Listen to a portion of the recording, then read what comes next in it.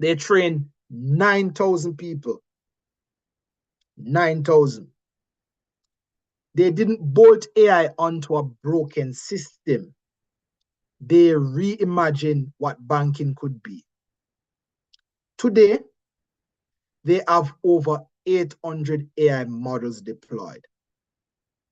The time to deliver AI use case cut from 18 months to now just weeks. And their customers love DBS. So what are the key takeaways here? This is what DBS and other success stories like them did. They ran a readiness assessment, but not in abstract, but against the use cases they had previewed. Personal upselling, process automation, fraud detection. And they ask, are our systems ready? First, infrastructure. Are the systems ready to carry these models? Second, data. Not more, but better. Clean, connected, accessible. For fraud detection, that meant real-time transaction streams. For upselling, it meant unified customer profiles. For automation, it meant digitized workflow. And third, people. Can they work with AI? At DBS, they trained 9,000 employees. Early, continuously. Fourth, processes. If your workflows are chaos, AI will only make chaos move faster.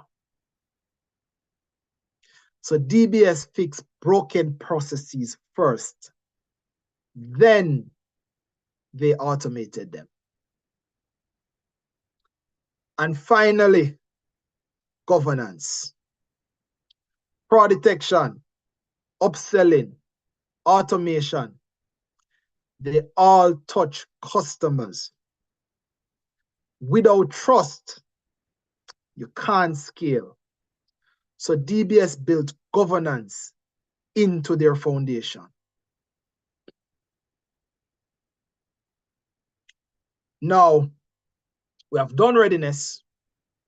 We know our foundation.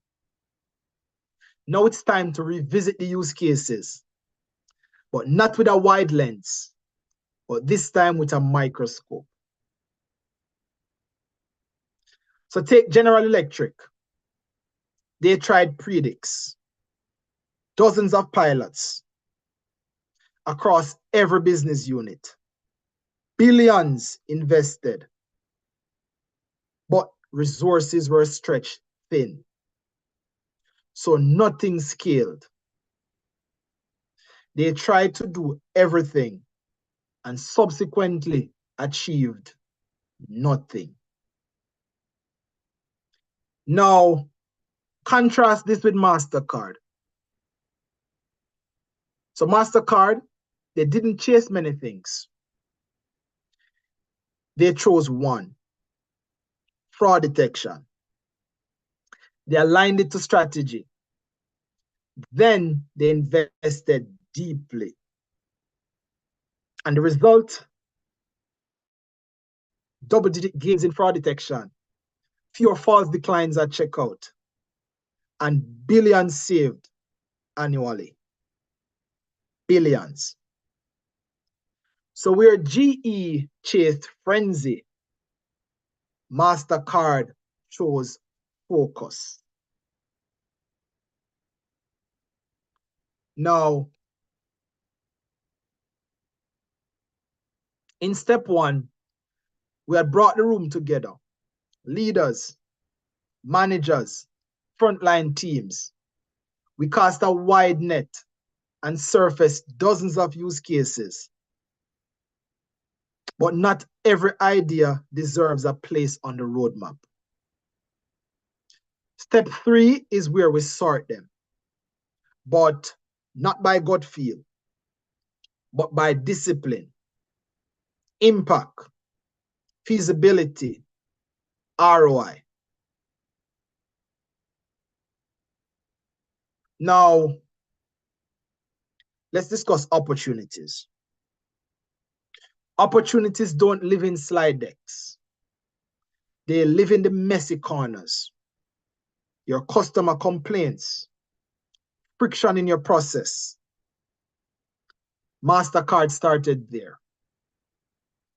They ask, where can AI actually help us win? Now, not every idea matters. So MasterCard measured impact, revenue, cost, risk, retention, speed. If it didn't move the needle, it didn't make the cut. Then they ask the harder question, not should we do this, but can we do this now? With our existing data, with our stack, with our people.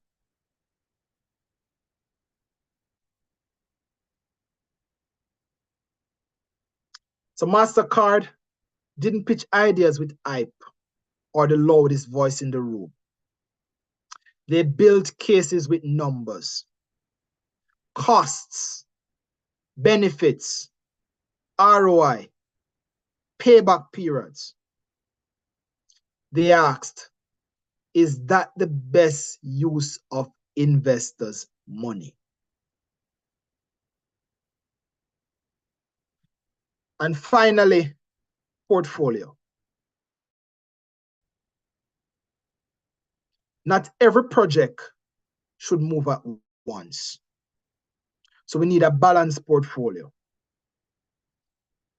Some quick wins, which are high impact, low complexity. Some strategic bets, still high impact, but more complex. But we should not leave out the foundational. They may take longer, but they unlock even greater returns.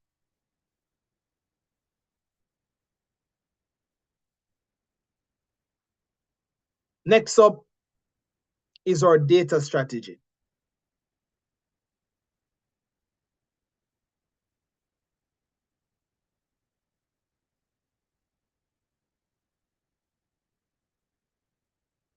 Now, we have refined our list of use cases. So let's discuss our data strategy. So who remembers when Amazon tried to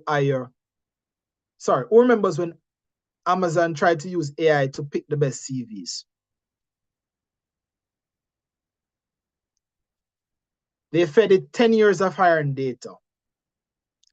And what did the AI learn? It learned that Amazon loved men because the data was biased, skewed, broken from the start. So the system downgraded women. It penalized them for joining women's chess club. And Amazon had to shut it down quickly. Not because AI can't hire, but because garbage in means garbage out. This also shows us that even great companies like Amazon get things wrong sometimes. Now contrast this with Netflix.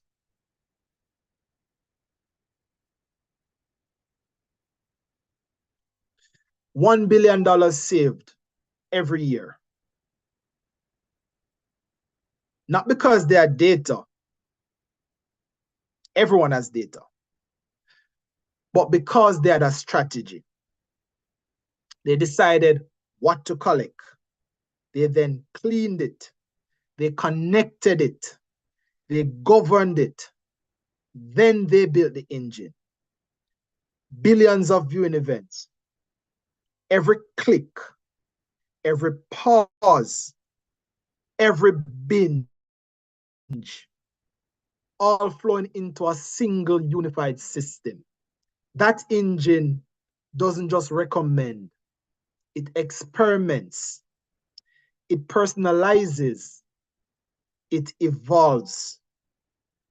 And what's the result? More retention, less churn for Netflix, $1 billion saved every year.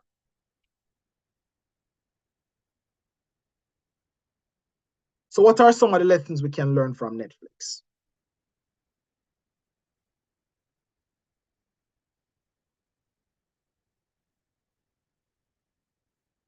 First, audit your data. Most companies don't even know their data. But Netflix did the hard work first. They mapped it. They traced it. They made their data visible and usable. That's the ground their recommendation engine was built on. Next, they governed it. Netflix treated data like an asset. Clear ownership, standardized definition, guardrails on use. That's why when they scale personalization, we, the customers, trusted it. Next, Netflix treated architecture as their engine.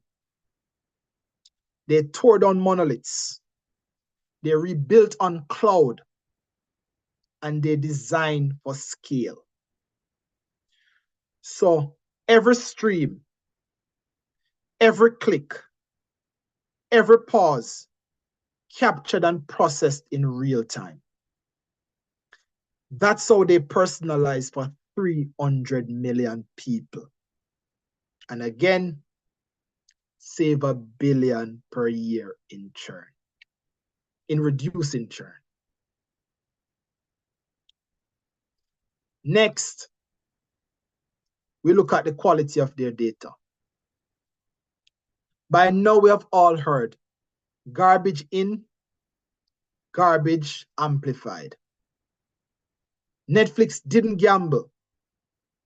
They invested in data quality, the cleansing, enrichment, validation.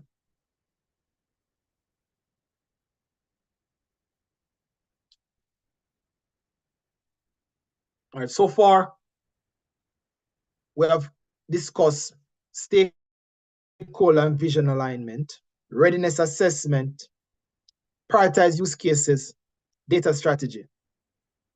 Now we move to technology. The step that keep leaders awake at night. Because the fear is real. You invest, you bet, and by the time the ROI shows up, the tech is already obsolete. But that fear only comes when you choose tech before you choose fit. So again, let me start with a story. Take Denmark, for example.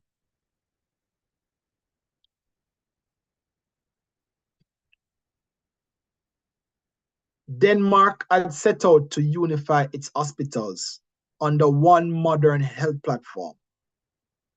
Their chosen partner was Epic Systems.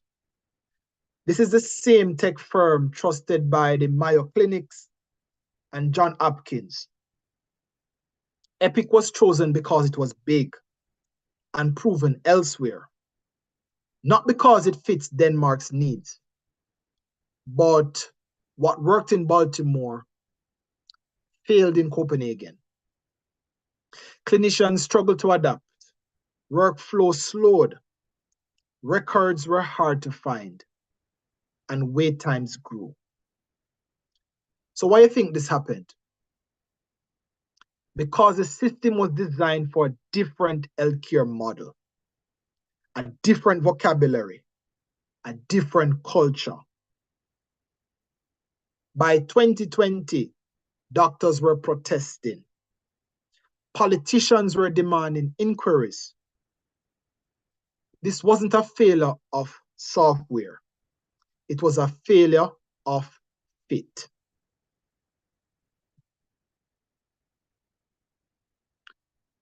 Now, take Uber as a contrast. By the early 2010s,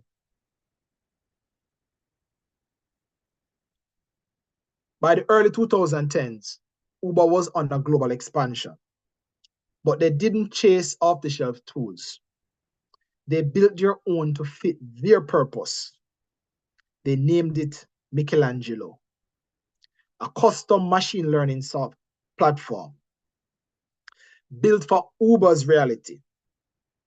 Real-time, high-scale, ruthless efficiency. Picture this: route prediction, fraud detection, dynamic pricing, driver matching. The result? Thousands of models, millions of predictions every single day.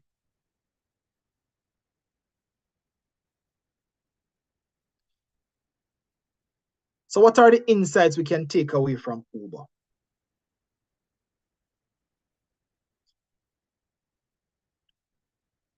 Uber didn't start with tools. They started with why. Real-time marketplace, fraud, ETAs, pricing. Michelangelo wasn't a software that was searching for a use case. It was a stack built for a specific purpose.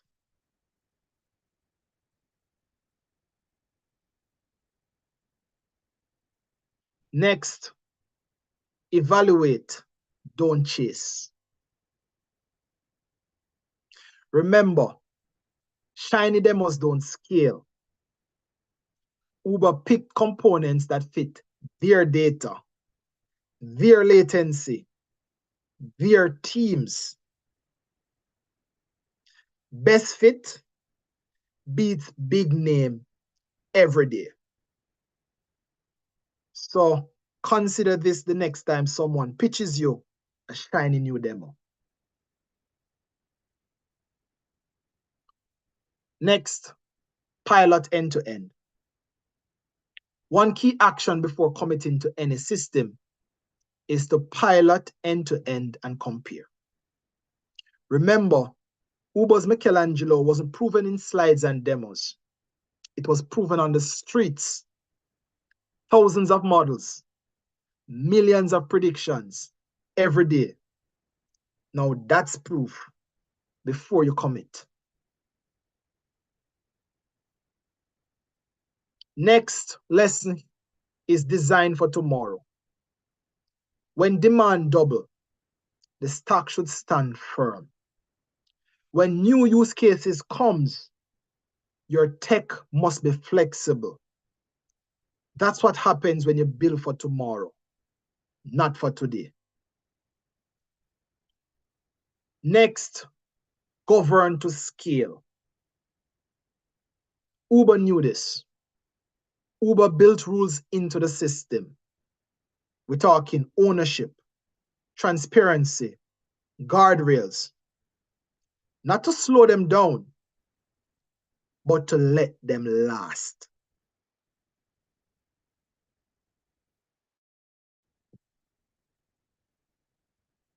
The next step we'll discuss is talent development. If your people can't grow with the technology, your transformation can't grow either. So take, for example, Bosch. Bosch made a bold promise that by 2025, every product will contain AI.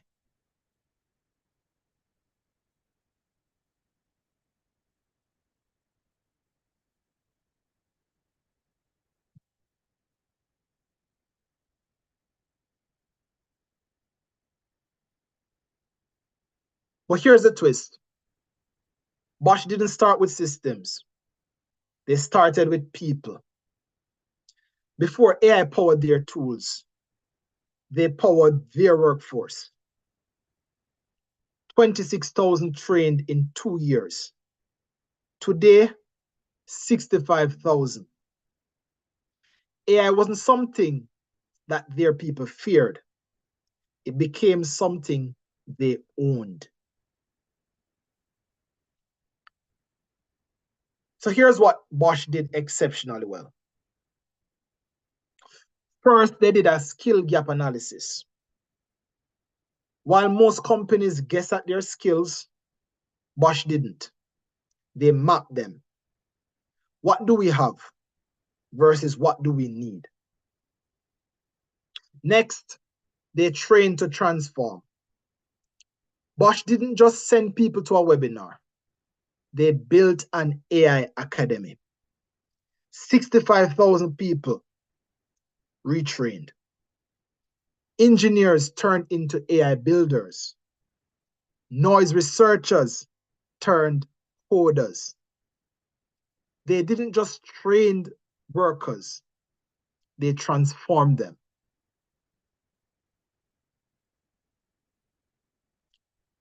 The next thing they did is hire for hard gaps. Now, some skills you can grow. Some you must bring in. Bosch knew the difference. They hired specialists where speed mattered and paired them with reskilled teams.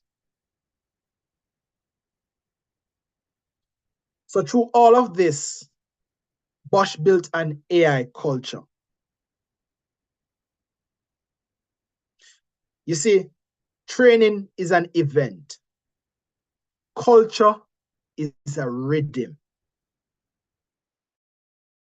Bosch made AI learning part of the job.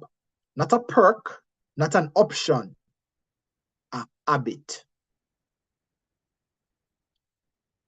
The next thing they did was they didn't go alone.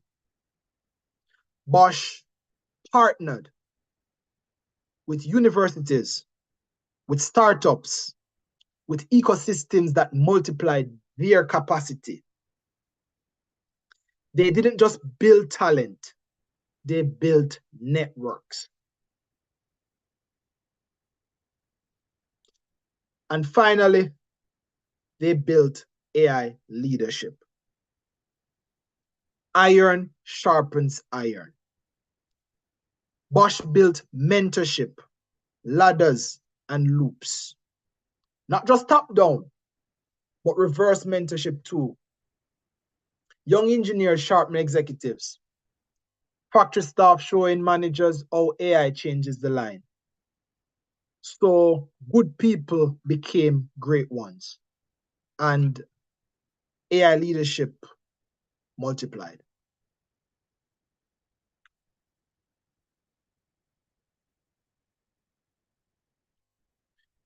The next step is ethics and governance.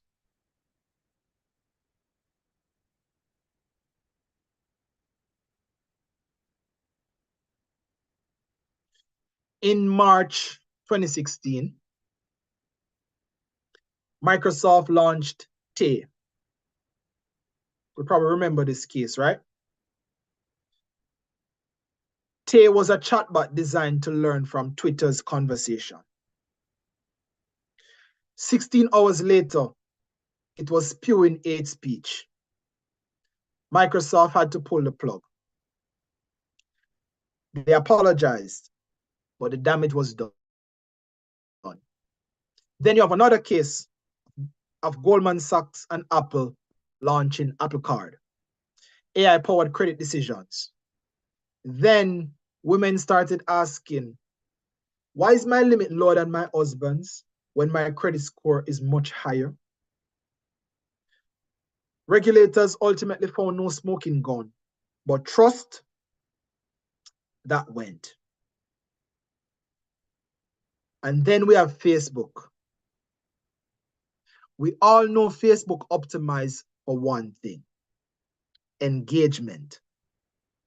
Their algorithm learned to amplify outrage, controversy, division.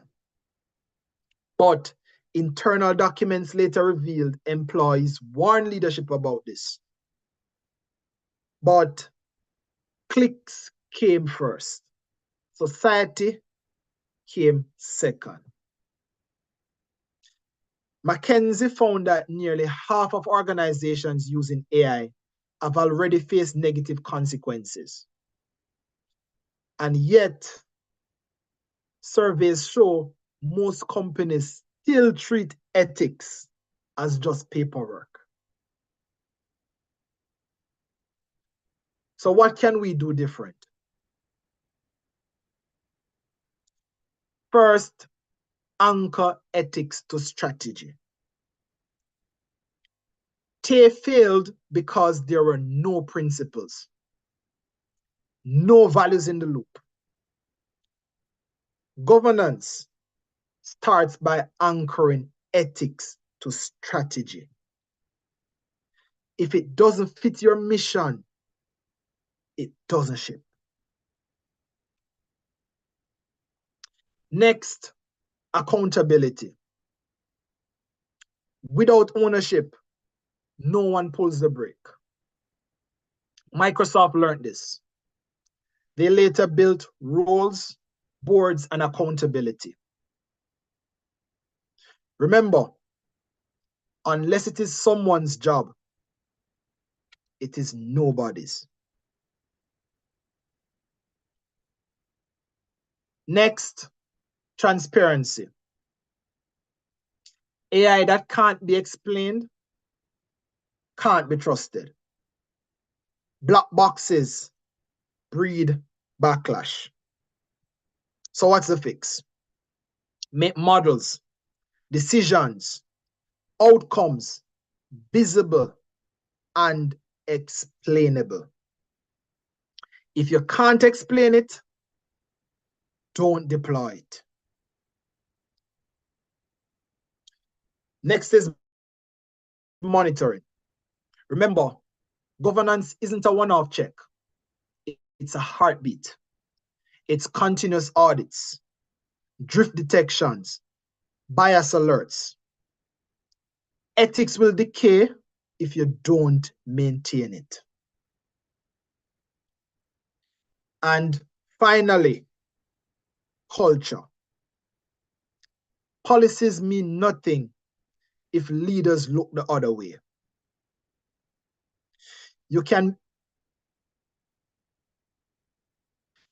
So here's how you build culture. You build culture when ethics drive rewards, behaviors, decisions. Not as a side note, but as the way you win.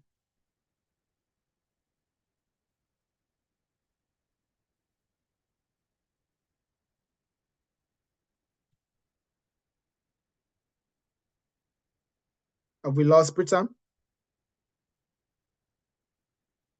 Pritam?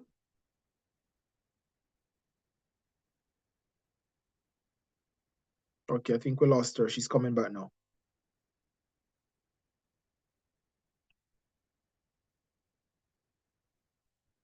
Pritam, did we lose you?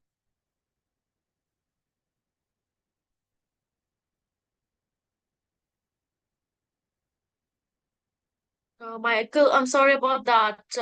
I again lost my network. Which slide are we supposed to be? 58. I'm moving to 59 now.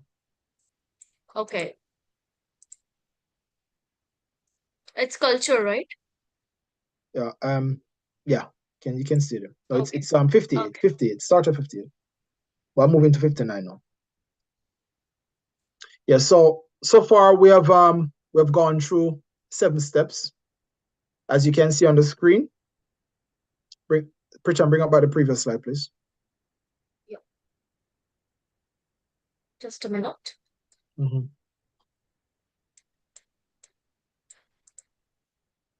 Monitoring. No, it's 58, which is sorry, it's a summary of 1 to 8. Yes, Okay. that's the slide. Got it. Yeah. Okay. Maybe it has a different number on yours. All right, so we have gone through all of these steps, and now we'll move to phase implementation.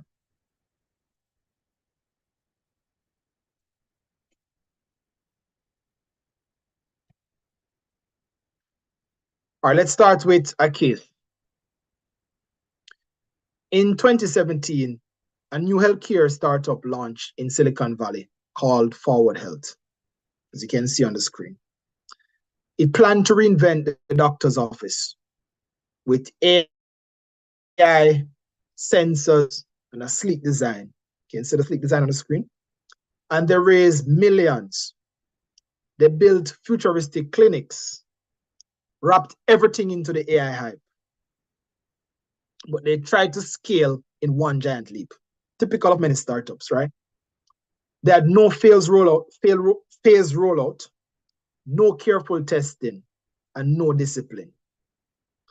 So many clinics opened and patients came, but the AI wasn't ready. The model was unproven and the money burned. So Forward tried to transform healthcare overnight and they failed miserably. Now, contrast this with Airbus. They wanted to transform aviation with AI. They didn't launch to the whole world on day one. They started small, first on their own fleet, testing, proving, fixing. Then a handful of trusted airline partners, controlled pilots, real data, and real results. Only after proving the model did they scale. And today, Skywise powers hundreds of airlines with predictive maintenance, fuel savings, and safety gains. Airbus didn't try to transform aviation overnight. They did it step by step. Validate, prove, then scale. And the impossible became inevitable. Now, that's the power of phase implementation. It's not slower, it's smarter, and it wins. So, what are the takeaways we can take from Airbus?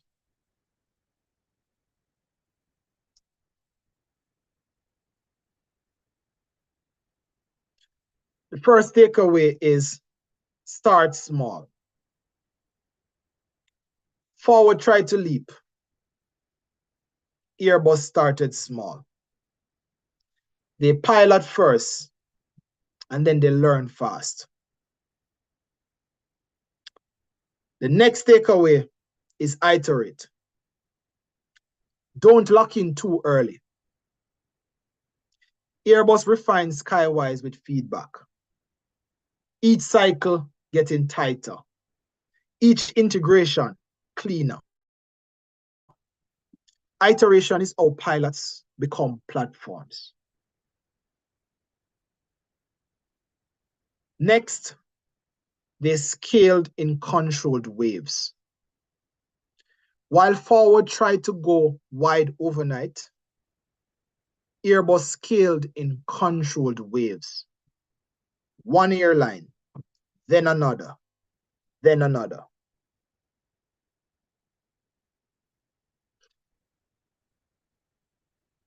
Finally, monitor, maintain, mature. AI isn't a launch and let live. It's a life cycle. Monitor, maintain, mature. All right. So step 9 is change management. Technology doesn't change companies. People do. And if you don't win their trust, you won't win AI adoption. So take Hertz. Hertz had a broken customer experience, clunky websites, outdated apps.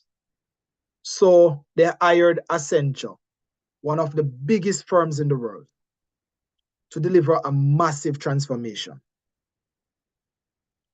But they forgot one thing: people. And instead, it became a $32 million disaster. The systems, they were late, riddled with bugs, and employees weren't prepared. Business teams weren't even in the room. IT wasn't aligned. By the time executives saw the scale of the disconnect, it was way too late. Trust evaporated, momentum lost. So Hertz sued Accenture to claw back the 32 million. But the real damage wasn't money. It was people. And no AI vision survives without people. If your employees aren't aligned, it dies. If your leaders aren't aligned, it dies. If change is treated as just a checkbox, it dies. So remember, while you can outsource code, you cannot outsource belief. And without belief, it is almost impossible to win with AI at scale.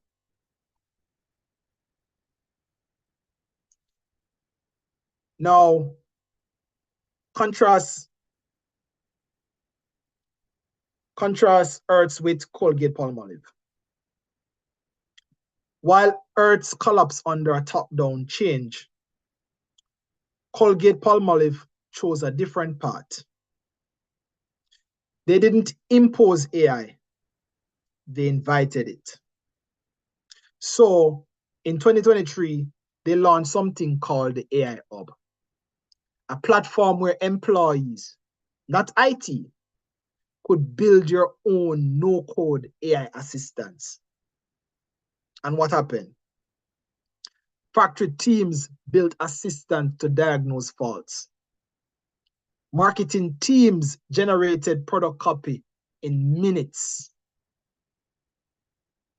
One team collapsed a year's worth of content work into just 8 weeks. Within 6 months, employees had created over 3,000 AI tools. Not imposed, not mandated, voluntarily. Driven by curiosity, powered by trust. So this is what happened because using AI stopped being taboo inside the organization. It became personal, practical, trusted. So Colgate won because they built belief. They didn't assume compliance. They cultivated conviction. They didn't push adoption. They built alignment. And they didn't broadcast messages. They built communities. This is what change management looks like when it works. So 4 key takeaways from this.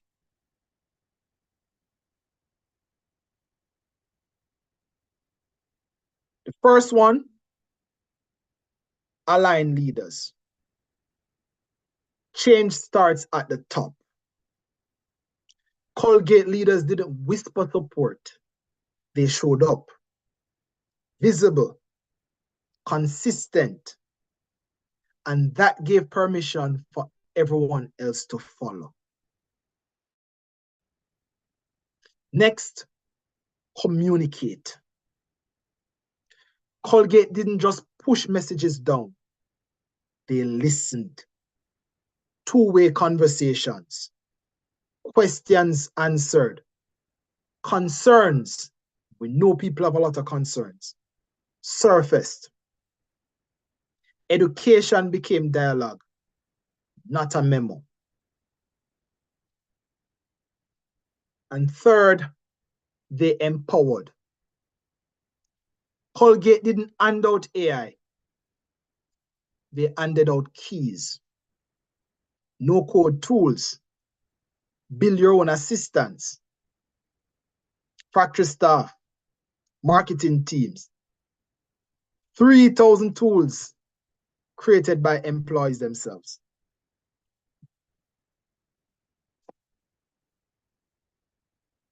And they didn't stop at launch. They reinforced trust. They celebrated wins and shared results.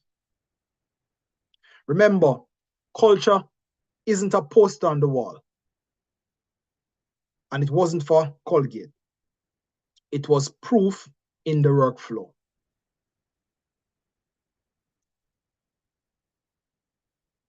All right, so we have discussed 9 steps. And we're now on to continuous learning.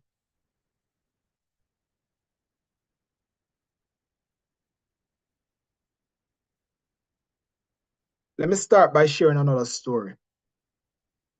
This one relates to ChatGPT. So on May 2nd, 2023, Chegg's CEO announced to the public that students weren't using their study tools anymore. They were turning to ChatGPT. And in a single trading day, Chegg stock fell almost 50%. Nearly $1 billion gone. But Chegg had AI, but it didn't adapt. It didn't anticipate the new wave. And it paid the price. Chegg was one of the first companies blindsided by ChatGPT, practically made obsolete overnight. Don't let that be you. Don't get left behind.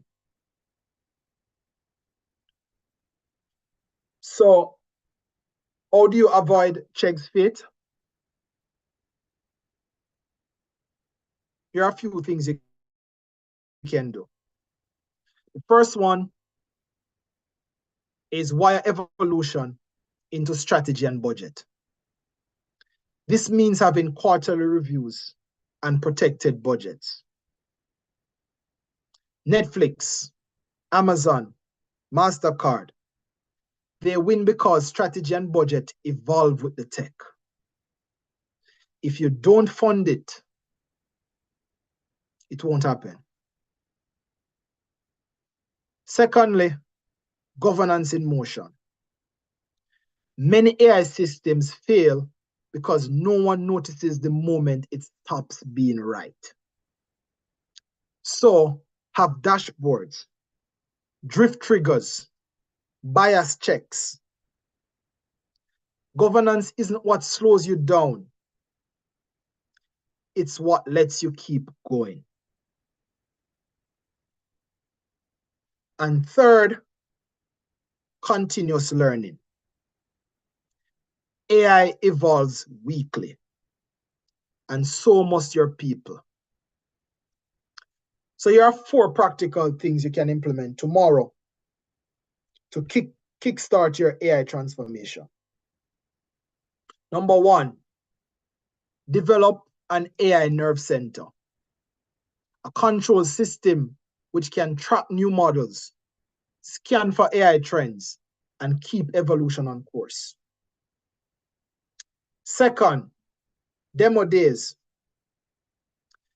Give teams 2 hours per week to build an AI product to solve a business problem. Then have them demo these in a friendly showcase. Third, protected learning hours. 1 hour per week allocated to learning a new AI skill. And fourth, establish AI guilds. These are small peer groups that swap lessons and share best practices and prompts. Have them meet bi-weekly. Now, don't overthink it. Don't wait for perfect. Pick one thing. Do it. Because the companies that act win. And the ones that wait don't.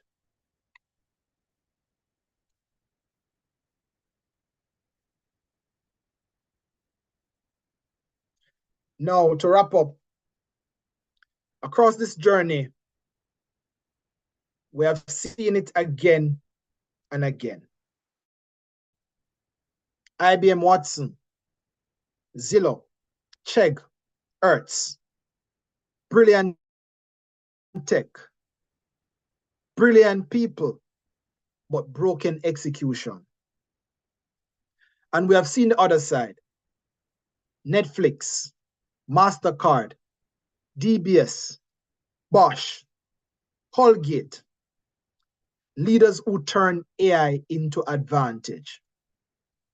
The difference, discipline, alignment, belief. That's what the 10 steps give you. A way to stop chasing hype and start leading AI transformation. Thank you. And now hand over to Britain. Wonderful. Thank you very much, Michael, for a session and wonderful use cases. I believe that is gonna be very helpful for all the participants today. So we'll quickly jump into Q&A, and for that, would like to request all the participants, please drop your questions in the chat box so we can take it from there. I can see one question we have got from Emmanuel asking what are the key skills people in today's workforce must develop to stay ahead in AI-driven world? Okay. So one of the key skills to develop is adaptability. The ability to be flexible and to be willing to reskill every few months. I think that will be, and that's a mindset more than anything, which is quite important. So there's no one specific skill, but the ability to adapt and to learn, and to have the willingness to learn. I think that is a key skill that leaders and individuals need to have today. Thank you very much. Shall we move to the next one? Sure. All right. So the next question that we have got from Raj, asking how is stakeholder unity in bracket and vision shared alignment bridging real gaps, though it follows through where it stands, or simply creating the illusion of before jumping into readiness without first assessing the maturity and capabilities, rhetoric or strategy? That's a very long question. You mind if I look at the question? Sure. You can go for it. Yes. It's there in the chat box. Got it from Raj. It's a all right. So always stakeholder. Have to scroll up. All right, yeah, I'm seeing it now. So always stakeholder and vision and alignment bridge real gaps, though it follows through,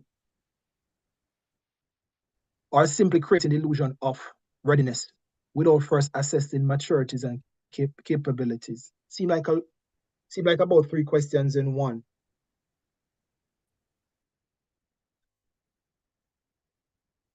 I think he from what I read from the question, he's asking about oh Raj, I think Raj would need to rephrase this question because it's a bit loaded, to be honest. Yes, that's a request for Raj. Kindly Yeah. rephrase your question and do send it again.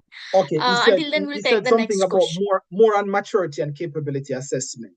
So I don't know if he's questioning the process, but the key thing is that we talk a lot about maturity and assessment, but it has to be done in context. So you're mature, yes, you're mature or you're ready based on what you plan to use AI for. So if you don't have a goal or an objective in mind, then when you're looking to do these assessments, they can be a little bit vague.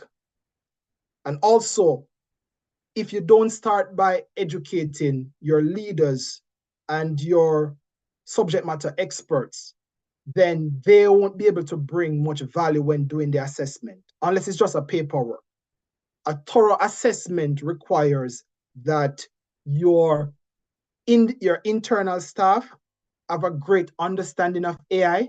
So when they're assessing your readiness and your maturity, they're doing it from a perspective of understanding the business rather than just doing a tick box. So yes, you can start with doing a general maturity or assessment, that's fine, but comprehensive readiness assessment requires that your internal team brings a certain amount of domain mixed with AI knowledge to the process. I hope that answers your question, Raj.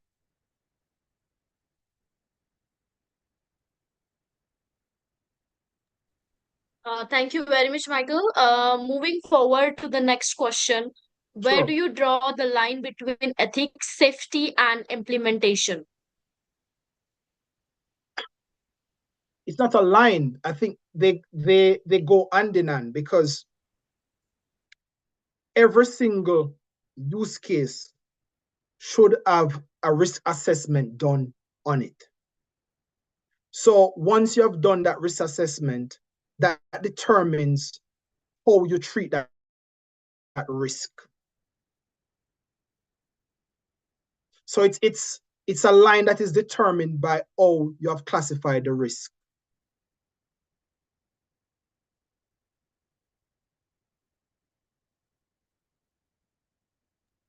All right, thank you very much. Shall we move to the next question? Sure. All right, so I can see the question that we have got from Dhwani. What is the scope for non-tech resources in next 10 years? What's the scope for non-tech resources? In next 10 years. That's I don't think I fully follow that question. Um, is that person referring to the role humans will play when in the next 10 years? Because it said the scope for non-tech.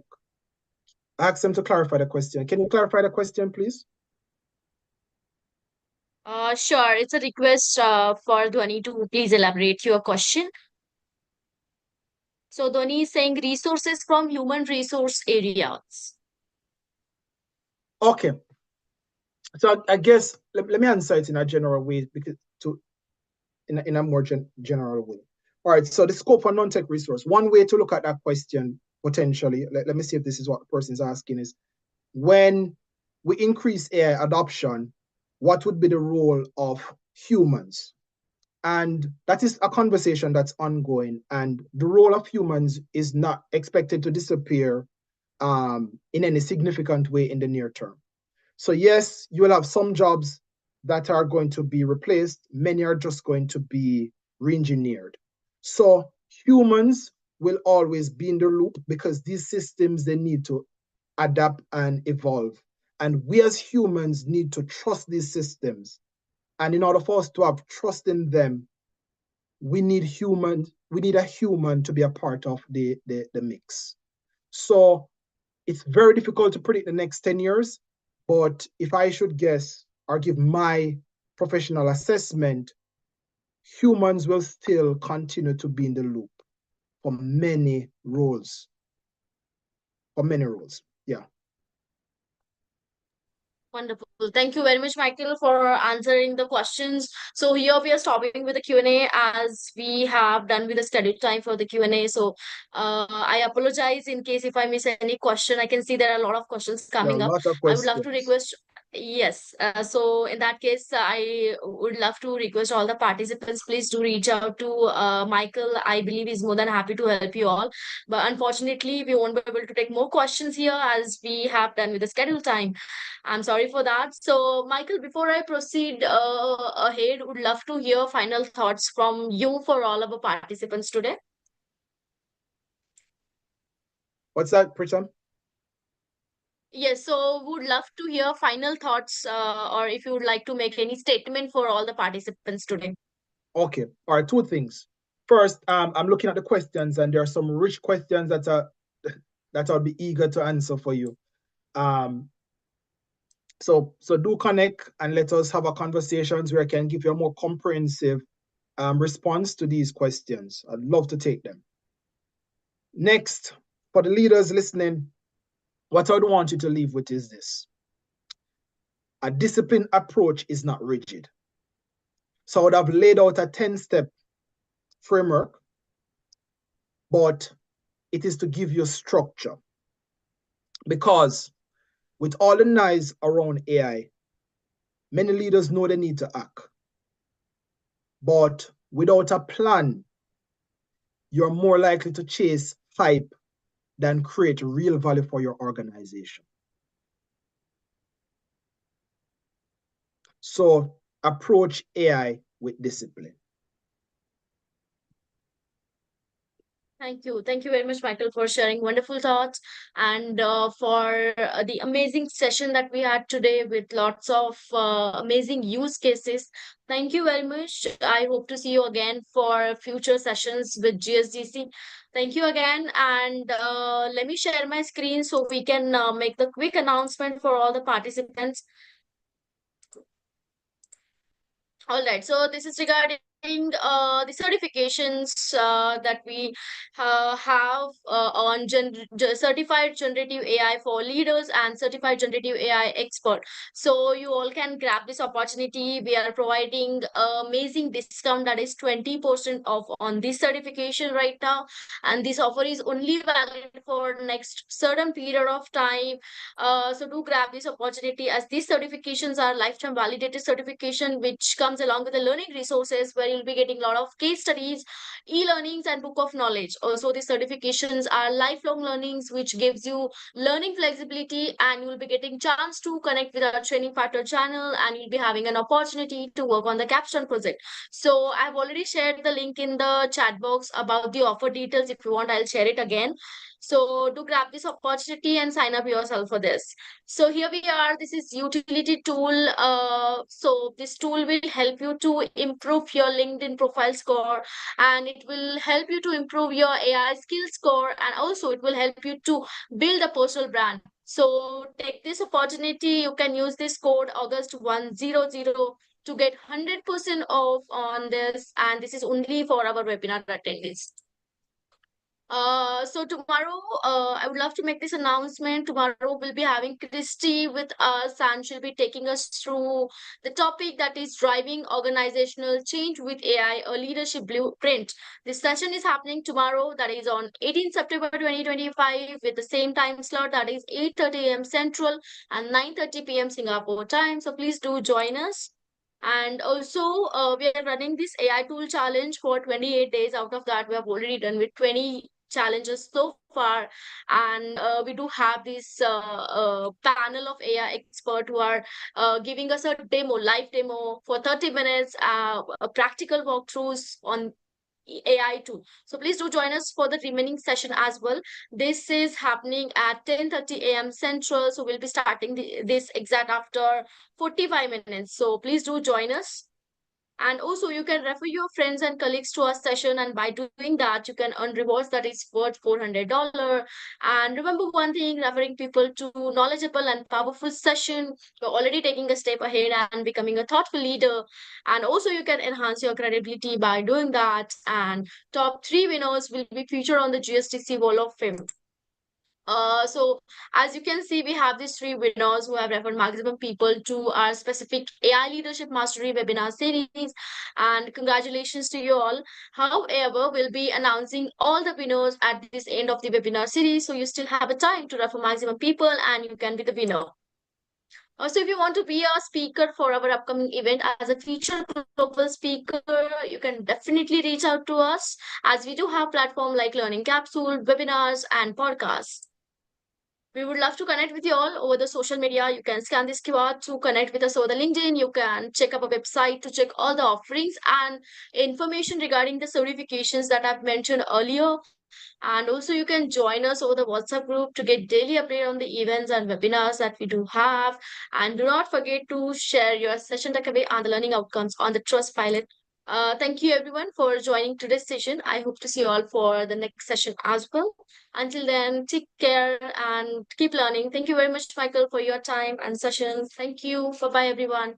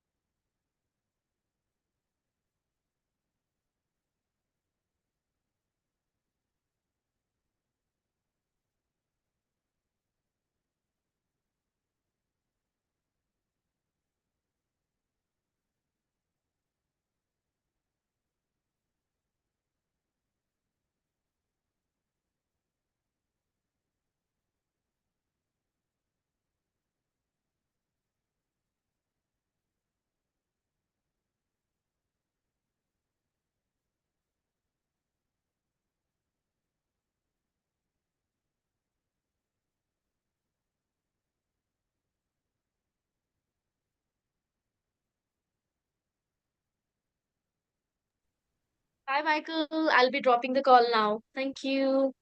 Okay, that's fine. I was just reading through the comments. Not an issue. Thank you very much. All right, bye-bye.